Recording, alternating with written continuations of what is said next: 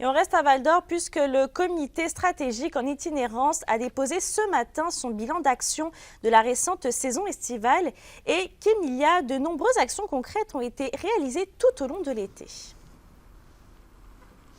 Oui, exactement, Mélissa.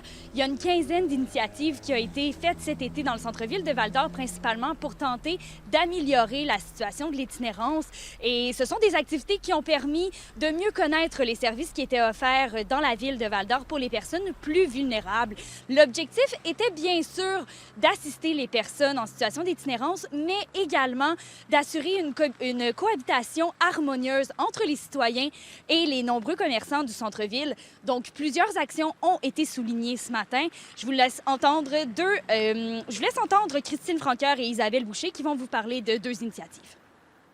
Peter Pan qui a connu une deuxième saison haute en succès avec un nombre incroyable d'intervenants divers partenaires là, qui sont été impliqués dans le processus. On parle d'une trentaine d'intervenants, des organismes communautaires, 826 personnes rejointes, 40 sorties. C'est pas fini, on continue d'en faire aussi là, jusqu'à temps qu'ils soient hivernisés. Tapage, c'est le travail alternatif payé à la journée. Au-delà du fait que c'est un montant d'appoint qu'on donne à la clientèle qui travaille, nous, c'était le nettoyage des parcs là, pour cet été.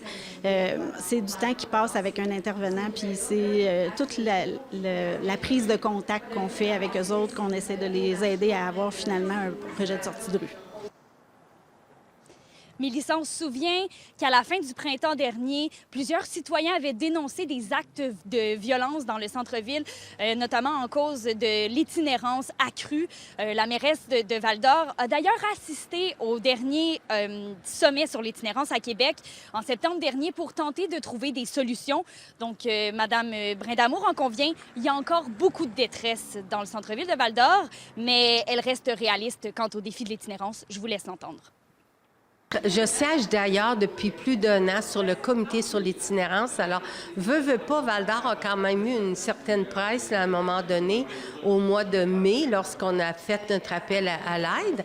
Mais on a aussi eu des reconnaissances. Je veux dire, inévitablement, les gens d'en dehors qui voient tout ce qui se fait à Val-d'Or, eux, reconnaissent toute l'énergie qui y est mise. Autant par les différents partenaires, autant par la ville de Val-d'Or.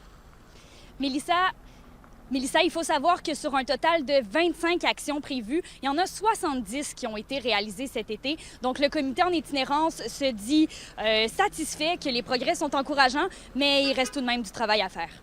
Merci, Kémilia.